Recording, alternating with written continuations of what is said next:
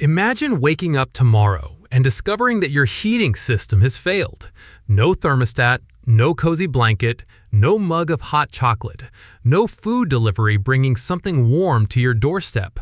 Just you, the cold, and the uncomfortable realization that surviving the winter is suddenly not guaranteed. Now imagine that this isn't a temporary problem. It's simply normal life. Not for a day, not for a season. For thousands of years, that was reality for your ancient ancestors, and somehow they survived.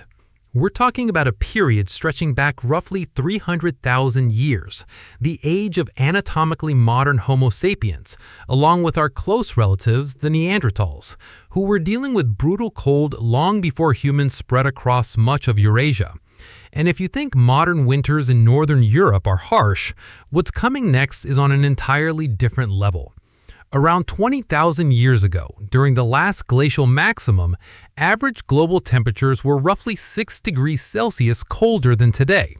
6 degrees doesn't sound dramatic, but on a planetary scale, it's enormous. It's the difference between thriving cities and landscapes buried beneath immense sheets of ice. Huge portions of North America, Europe, and Asia disappeared under glaciers that stretched for thousands of kilometers. Even regions where humans actually lived experienced winters so severe that most modern people, despite advanced equipment and technology, would struggle to survive them. Yet life was everywhere.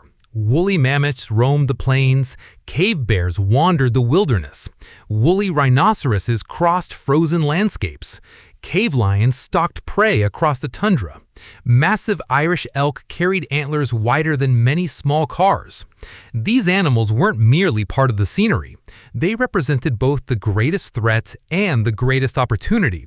And we'll come back to that. Sea levels were also dramatically lower than they are today. Land bridges connected regions that are now separated by oceans. Britain remained attached to mainland Europe. A vast stretch of land known as Beringia linked Siberia and Alaska. The world map looked completely different. Humans walked across territories that now lie beneath the sea. This was their world. Cold, dangerous, beautiful, and filled with people constantly solving one problem after another just to stay alive. So how did they manage it? Let's begin with the most obvious answer: fire. Humans had already learned to control fire hundreds of thousands of years before the harshest Ice Age winters arrived. Evidence from Wonderwork Cave in South Africa suggests controlled fire use may stretch back nearly 1,000,000 years. By the time glacial conditions became a major challenge, fire was no longer a new invention. It was a deeply understood survival tool. But ancient fire was far more important than most people realize. It wasn't simply a source of warmth. It was an entire survival system. Cooking transformed food into a much more efficient energy source.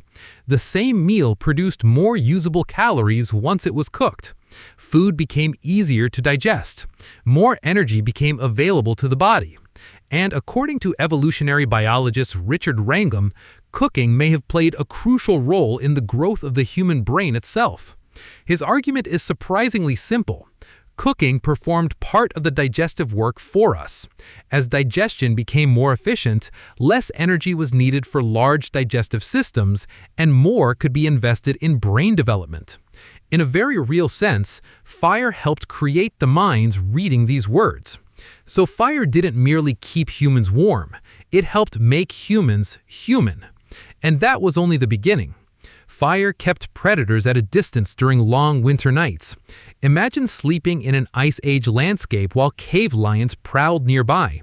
A roaring fire became more than comfort. It became a protection. Most predators avoided flames. Humans slept, humans survived. Fire also strengthened wooden spear tips. It provided light through nights that seemed endless. It created a gathering place where stories could be shared and knowledge could move from one generation to the next. It dried wet clothing. In freezing weather, that alone could mean the difference between life and death. Most importantly, it allowed shelters and caves to remain warm enough for people to function. The skill of maintaining fire was incredibly valuable. Losing it during a blizzard could be catastrophic. Without a way to restart it, an entire group might face disaster. Which raises an interesting possibility. The most important person in an Ice Age camp may not have been the strongest hunter or the fiercest fighter. It may have been the individual responsible for keeping the fire alive. If you imagine ancient humans simply moving into random caves and calling them home, the reality is far more impressive. Yes, caves were used, and they were remarkably effective shelters. Deep caves maintained relatively stable temperatures throughout the year. While the outside world froze, cave interiors often remained within a survivable range. Not comfortable, but survivable, especially when combined with fire and shared body heat. Cave walls also blocked wind, and wind is far more dangerous than many people realize. A strong wind can turn severe cold into a lethal threat within minutes. But caves weren't always available. Animals migrated, resources shifted, human groups followed. And when no suitable cave existed, they built their own solutions. Archaeological sites across Europe and Asia reveal surprisingly sophisticated living spaces. Fire pits were positioned strategically. Sleeping areas were separated from work areas. Food preparation zones existed alongside tool-making spaces. Some locations even appeared to contain storage sections. This wasn't a random occupation. It was organized living. People were deliberately shaping their environment. It was a survival-focused design.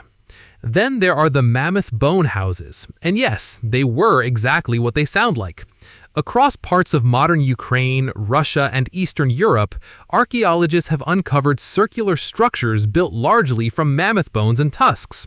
Some of the most famous examples come from Mezherych in Ukraine, dating back around 15,000 years. Hundreds of mammoth bones were carefully arranged to create walls and structural supports. Animal hides were stretched across the framework to create protection from wind and weather. Think about what that requires. No hardware stores, no steel, no concrete, no lumber yards. Only bone, stone tools, animal hides, and human ingenuity. Someone had to understand which bones could support weight. Someone had to understand how to stabilize the structure. Someone had to figure out how to connect enormous tusks into a durable framework. And somehow, they succeeded. Some of these structures may have incorporated remains from more than 150 mammoths. Whether every mammoth was hunted or some were scavenged remains debated. But one thing is undeniable. The organizational effort was extraordinary. These weren't people casually gathering materials. They were planning, transporting, designing, building. This was architecture. Ancient architecture nonetheless. Inside these homes, archaeologists have found hearths, tools, food remains, and decorative objects. These weren't emergency shelters. They were homes, places where families lived, cooked, worked, raised children, and endured the long winters together. For thousands of generations, survival wasn't guaranteed. Every warm fire, every sturdy shelter, and every shared piece of knowledge meant another chance to see the next sunrise. The Ice Age wasn't conquered by strength alone. It was conquered through intelligence, cooperation, and an extraordinary ability to adapt. Long before cities, machines, or written history, those qualities allowed our ancestors to survive one of the harshest climates our species has ever faced. And in many ways, those same qualities are still what make us human today. Thanks for watching.